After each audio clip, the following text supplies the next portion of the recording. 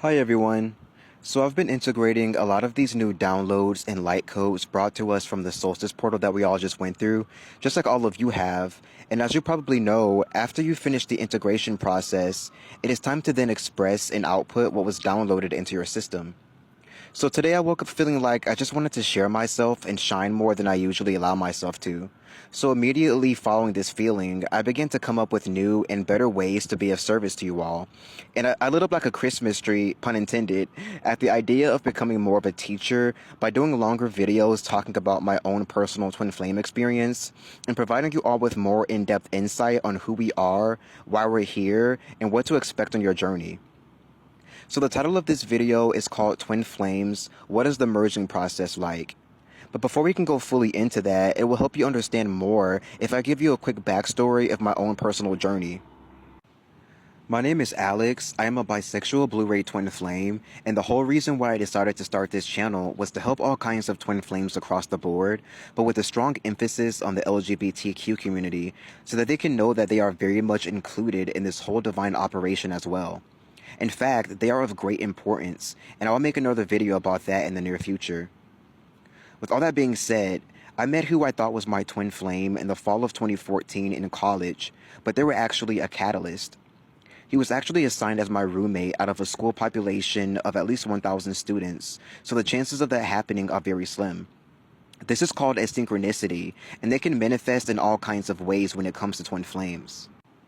Immediately after meeting him, even more of these synchronicities made themselves known. I found out that we directly mirrored each other and were polar opposites in every way. Our birthdays mirrored each other's, our skin, him being white, me being black. We had the same exact interests and were in school for the same thing. The lights would flicker off and on whenever the chemistry was heightened between us, and a bunch of spiritual abilities began to open up for me as well. I went through all of the emotions that twin flames go through in the beginning. Bliss, euphoria, unconditional love, cloud 9. This is also usually known as the bubble love phase. But then our bubble popped, and it was like I was immediately thrust into an alternate reality where I was completely separate from myself, my twin, and like I had to find my way all the way back up. Little did I know I had just entered the beginning of the runner-chaser phase and my ascension journey altogether. The runner-chaser dynamic is when you suddenly feel like you have been cut off from God and the love of your life, leaving you with nothing. Usually if you're expressing the divine feminine energy the most, no matter what vessel you're in, you will be the one to have this experience, although the divine masculine has his go around with these feelings at times as well. This could literally make you feel like you've been cast out of heaven, like you're being punished for some reason, and all kinds of terrible things. So after the bubble popped, my catalyst began to behave in ways that were not very holy at all.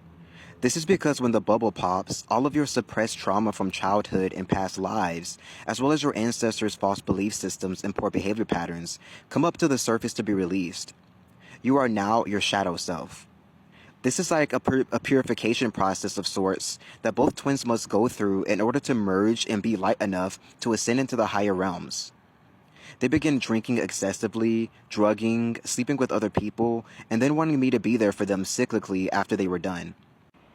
This is the behavior that I kept accepting over and over again because it was in my behavior patterns to put myself last, which is something that the wounded divine feminine often does in the beginning. I then began seeking answers from twin flame communities online and even in-person psychics, and I even got scammed out of a lot of money by the psychic that I went to. Some of the twin flame communities were of great help sometimes, but other times I found that they encouraged the runner-chaser dynamic, upheld the whole divine feminine needs to wait for her divine masculine to return concept, and one even flat out told me that gay twin flames don't even exist, which sent me into an even lower depressive state and forced me to have to choose myself instead. So after the first year of college ended, it was time to take a break from school and return home for the summer. However, my catalyst decided to switch to our sister campus in New York and leave me in the dust just months after professing their love for me and telling me that they'd never leave me. This made me feel so low and uncared for, and it was just the start of the very prolonged separation phase. During the separation phase, you are forced to go within yourself, uncover all of the things within you that's keeping you separate from yourself and God, and finalize karma that you have with people from past lives and your current life as well. This is when you are forced to pay attention to your own life for once, rather than someone else's, and it can be very hard to do that when you're in a state of almost constantly yearning for your counterpart. So about 8 years ended up going by, and for the first few years, I would see how happy he looks in New York in his new life without me, and I would reach out occasionally and either get ignored or a very short response. I accepted this for a few years until I had finally come into enough empowerment to put myself first, to love myself unconditionally, and to get excited about life all over again without him in it. This is when the flip happened. Because I decided to put myself first rather than him, this completely switched the direction to where he began to notice me and how well I was doing. He even reached out to me to congratulate me on my success, but I could tell that it was only because he had nothing to do with me getting to where I am now. I had realized just how far I had come from the very beginning of our journey, and that I no longer needed him, which was the very thing I was absolutely petrified of in the beginning.